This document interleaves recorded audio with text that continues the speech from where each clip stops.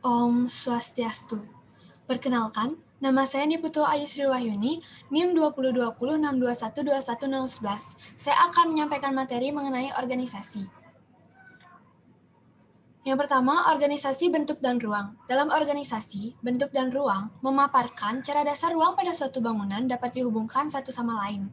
Selanjutnya ada hubungan-hubungan spasial. Dua buah ruang bisa terhubung satu sama lain dengan beberapa cara mendasar, yaitu yang pertama ada ruang dalam ruang, selanjutnya ada ruang-ruang yang saling mengunci, ruang-ruang yang berdekatan, dan juga ruang yang dihubungkan oleh sebuah ruang bersama. Selanjutnya, ruang dalam ruang. Sebuah ruang yang lebih besar dapat membungkus dan menampung ruang yang lebih kecil di dalamnya. Diperlukan perbedaan ukur yang jelas agar bisa membedakan ruang-ruang tersebut. Contohnya seperti dalam rumah yang terdapat ruang kamar tidur, ruang tamu, dan juga ruang keluarga. Selanjutnya itu ada ruang-ruang yang saling mengunci. Ruang-ruang yang saling mengunci ini dihasilkan oleh penumpukan dua buah ruang, di mana ruang-ruang tersebut ditumpukan tanpa mengurangi atau mengurangi kesan bentuk aslinya. Selanjutnya ada ruang-ruang yang berdekatan.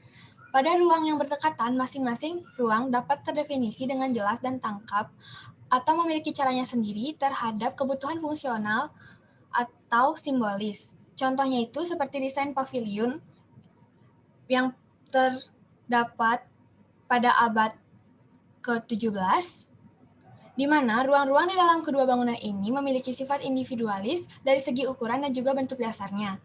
Dinding yang membungkusnya mengadaptasi bentuk-bentuk tersebut untuk mengakomodir perbedaan antar ruang yang saling berdekatan.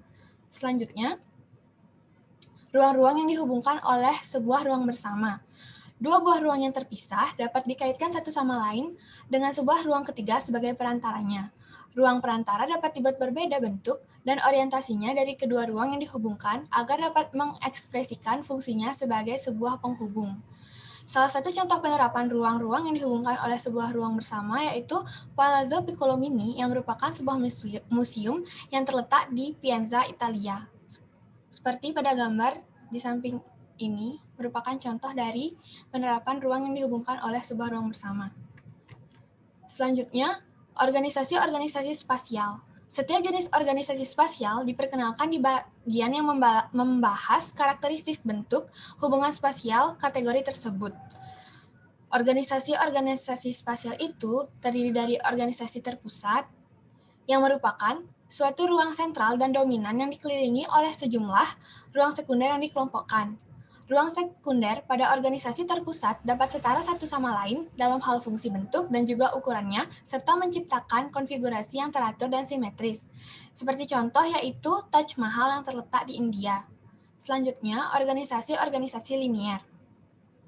Organisasi linier hakikatnya itu terdiri dari serangkaian ruang. Sebuah organisasi linier itu terdiri dari ruang yang berulang, memiliki ukuran, bentuk, dan fungsi yang biasanya serupa, namun bisa juga terdiri dari sebuah ruang linier tunggal yang mengorganisir serangkaian ruang yang berbeda ukuran. Organisasi linier ini bersifat memanjang yang mengekspresikan pergerakan perpanjangan dari suatu bangunan. Contohnya itu seperti rumah panjang, yaitu sejenis hunian bagi suku konfederasi Iroquois di Amerika Utara yang dibangun sekitar tahun 1600. Selanjutnya, ada organisasi-organisasi radial, yang merupakan sebuah organisasi ruang berbentuk radial mengombinasikan elemen organisasi linear maupun terpusat.